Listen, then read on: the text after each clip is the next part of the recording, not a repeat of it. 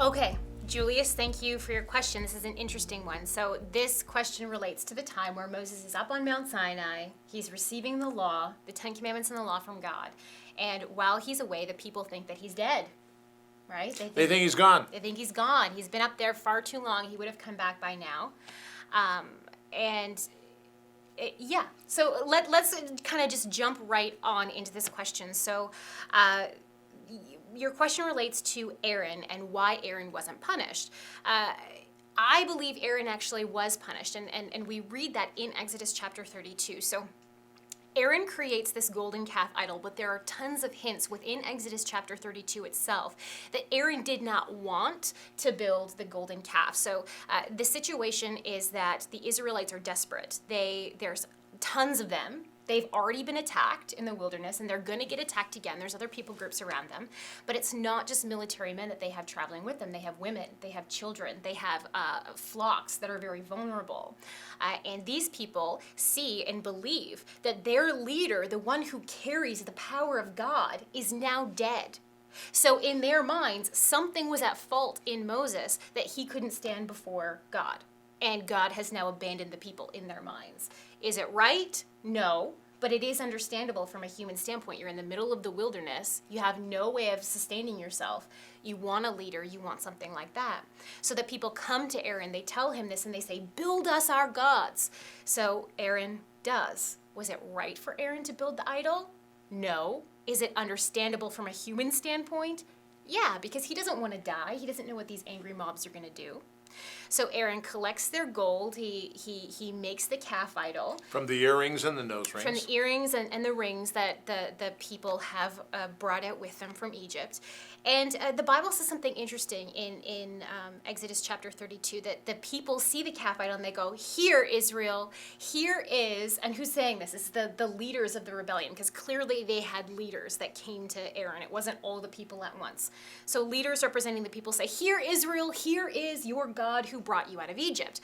Well, then the very next thing that Aaron says, the Bible tells us that he builds an altar before, like right in front of this calf idol, and he says, okay, tomorrow we will hold a festival to who?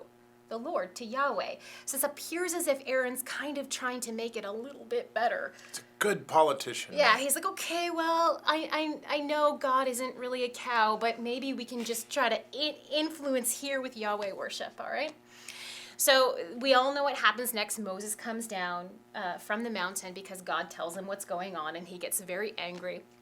The Bible says that he takes the idol, he burns it down to ashes, scatters the ashes on the waters, and he makes all of Israel, so all of the people, including Aaron, to drink this water. And the ancient concept is that they consume it, and then it comes out as defecation. It's showing that this idol is not a god, it's just something physical that will deteriorate, like everything in the world. So Aaron is a part of that as well.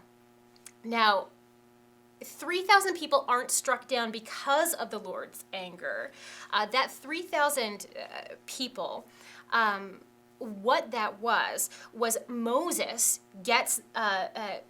calls any Levite to him that is still for God.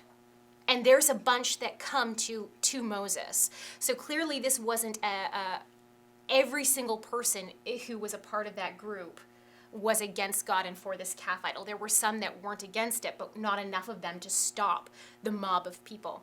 So these people come to Moses, and Moses says, now in the name of the Lord, if you are for God, prove it. Take your swords and go through the camp and strike down. These are your brothers. These are your fathers. Strike them down. Now, they clearly, it doesn't say it, but clearly from the aftermath, they were going after the leaders of the rebellion. They were not just mercilessly going through the camp, killing everybody that they could find, but they were going for the leaders of the rebellion. And Aaron apparently was not a leader of the rebellion because he was not murdered in this onslaught. He was weak. Yeah, he wasn't murdered in this. He probably was one of those ones that came to Moses. And then later on, there is a plague that God sends upon the people. It does not say that anyone died as a result of this plague, but it was just as a result. So I would say that Aaron definitely was rebuked, he was punished, but because he was not a leader of the rebellion, we don't see an Old Testament record of consequences specifically doled out for Aaron that were harsher than the rest of the people.